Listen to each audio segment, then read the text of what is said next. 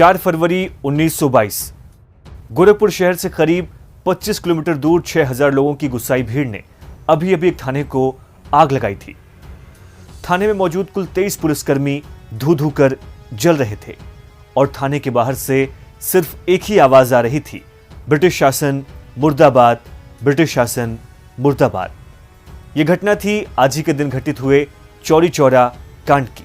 भारत में ब्रिटिश शासन के संपूर्ण इतिहास की ये वो घटना थी जिसकी जैसी कोई दूसरी घटना नहीं देखी गई। इस घटना में हजारों गरीब किसान शामिल थे और माना यह जाता है कि इस घटना के पीछे एक लंबी पृष्ठभूमि थी।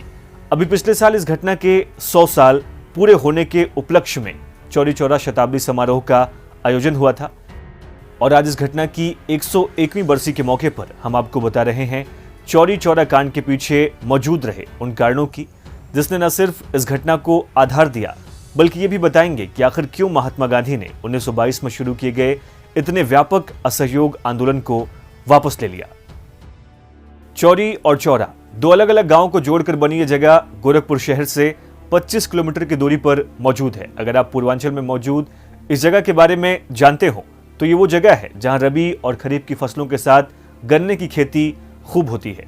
यहाँ की उपजाऊ जमीन को ही देखते हुए चौरी चौरा इलाके से कुछ किलोमीटर की दूरी पर साल 1900 के आसपास देश की पहली मशीन से चलने वाली चीनी मिल की स्थापना सरैया में की गई थी। चौरी चौरा का भोपा बाजार उन दिनों चमड़ा व्यापार का मुख्य केंद्र हुआ करता था। इस इलाके में चमड़े की उपलब्धता को देखते हुए प्रथम विश्व युद्ध के बाद सैनिकों के लिए बनने वाले चमड़े के जूते बनाने के लिए मशीनें यहाँ पर लगाई गई थी और यहाँ के कई स्थानीय लोग शराब बनाने के काम में जुड़े हुए थे। उस जमाने में चौरी चौरा बाजार के रेलवे लाइन से जुड़े होने के नाते ये जगह व्यवसायिक रूप से बेहद ही महत्वपूर्ण थी और यही वजह थी कि 1922 में इस इलाके के करीब 2/3 लोग खेती पर और 1/3 से अधिक लोग व्यापार से जुड़े हुए थे और यहाँ से सरसों का तेल, अरहर, चमड़े का कारोबार और गुड़ की सप्लाई भारत के अलग अलग हिस्सों में होती रहती थी। पर तब का समय आज के जैसा नहीं था। जमींदारी प्रथा प्रचलन में थी।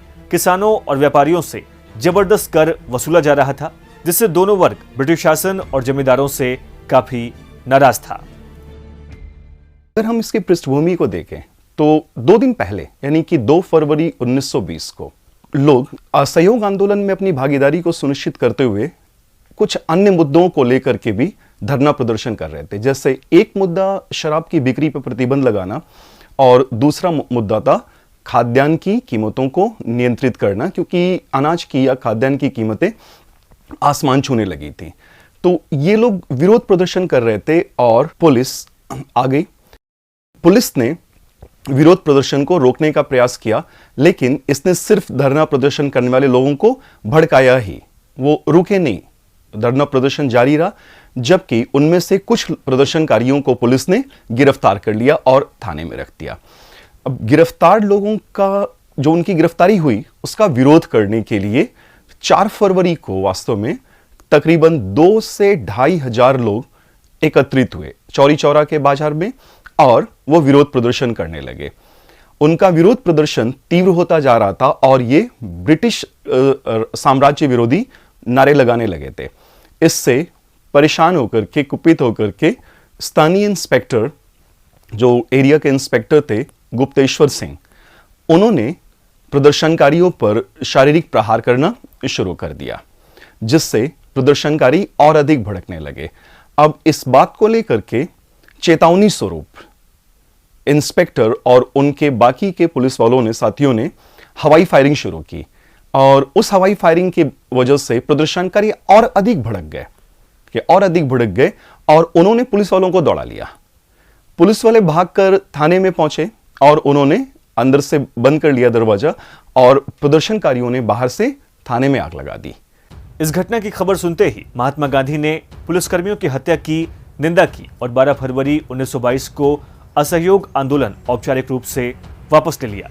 16 फरवरी 1922 को चौरी चौरा का अपराध नाम से लिखे एक लेख के जरिए महात्मा गांधी ने ये बताने की कोशिश की कि अगर ये आंदोलन वापस नहीं लिया जाता तो दूसरी जगहों पर भी ऐसी ही घटनाएं होती।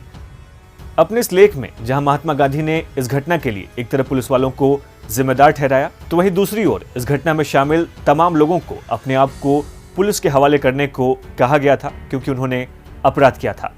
इस घटना के बाद अंग्रेजों ने अभियुक्तों पर आक्रामक तरीके से मुकदमे चलाए। सत्र अदालत ने 225 अभियुक्तों में से 172 को मौत की सजा सुनाई। हालांकि अंत में दोषी ठहराए गए लोगों में से केवल 19 लोगों को ही फांसी दी गई। इन सबसे अलग ये जानना जरूरी है कि महात्मा गांधी के इस फैसले के पीछे उनकी दूरदर्शिता क्या थी, क्योंकि जब उन्होंने यह फैसला लिया तो उस दौरान उनका काफी विरोध हुआ था। तो गांधी जी के दृष्टिकोण को हमें समझने की जरूरत है, जबकि वहीं दूसरी ओर हम देखेंगे कि जो कांग्रेस पार्टी के युवा नेता सुभाष चंद्र बोस या जवाहरलाल नेहरू, और जवाहरलाल नेहरू तो उस वक्त जेल में हैं, और जब इन लोगों को पता चलता है कि गांधी जी ने अचानक से एक घटना को लेकर के, चौरी चौरा नामक के घटना को लेकर के पूरा का पूरा असहयोग आंदोलन वापस लेने का निर्णय ले लिया, तो थोड़े नाराज हुए। नेहरू जी तो ज्यादा मुखर नहीं थे गांधी जी को लेकर के, लेकिन सुभाष चंद्र बोस ने तो साफ कह दिया कि महात्मा गांधी एक राजनीतिक नेता के तौर पे असफल साबित हो गए हैं। तो उन्होंने गांधी जी के निर्णय को पसंद नहीं किया। लेकिन गांधी जी का अपना दृष्टिकोण था। गांधी जी ने बहुत स्पष्ट रूप से पहले ही कहा हुआ था कि उन्हें हिंसा की एक छोटी सी भी वारदात नहीं चाहिए। अब ऐसा क्यों? ऐसा इसलिए कि गांधी जी के अनुसार सत्याग्रह में हिंसा के लिए कोई जगह नहीं होती है। सत्याग्रह अहिंसात्मक ही हो सकता है। अगर हिंसा हुई, भले ही वो हिंसा की एक छोटी सी ही वारदात क्यों ना हो, लेकिन वो सत्याग्रह नहीं होगी। फिर दूसरा, गांधी जी का यह भी मानना था कि अंग्रेजी सरकार असहयोग आंदोलन को दमन करने के लिए तैयार बैठी थी, लेकिन उन्हें बहाना नहीं मिल रहा था। और चौरी चौरा की घटना ने बरतानिया सरकार को एक मौका दे दिया। अब वो संपूर्ण असहयोग आंदोलन का बर्बरतापूर्वक दमन कर सकते थे, और अगर एक बार दमन चक्र चालू हो जाता तो फिर दमित होने के पश्चात फिर जनता अगले राउंड के मैस मूवमेंट या जन आंदोलन में शरीक होने से हिचकती। फिर प्रोलॉन्ग्ड पीरियड ऑफ पैसिविटी आ सकता था। So Gandhi just wanted to save people from prolonged period of passivity and inactivity। तो निष्क्रियता को रोकना गांधी जी का मुख्य उद्देश्य था। और गांधी जी का यह भी मानना था कि भारत की परिस्थितियों को देखते हुए सतत संघर्ष यानी कि कॉन्टिन्यूअस स्ट्रगल कर पाना संभव नहीं होगा। तो राष्ट्रवादी रणनीति असहयोग आंदोलन या उसके पहले से भी यही रही है कि संघर्ष विराम और संघर्ष की रणनीति का पालन किया जाए, कि क्योंकि जन आंदोलनों की क्षमता असीमित नहीं होती है, जनता की क्षमता असीमित नहीं होती है, जनता बहुत लंबे समय तक त्याग नहीं कर सकती है। तो ऐसे कई मुद्दे थे जिनको लेकर के गांधी जी ने असहयोग आंदोलन की वापसी की घोषणा कर दी थी। तो बारी आज के सवाल की।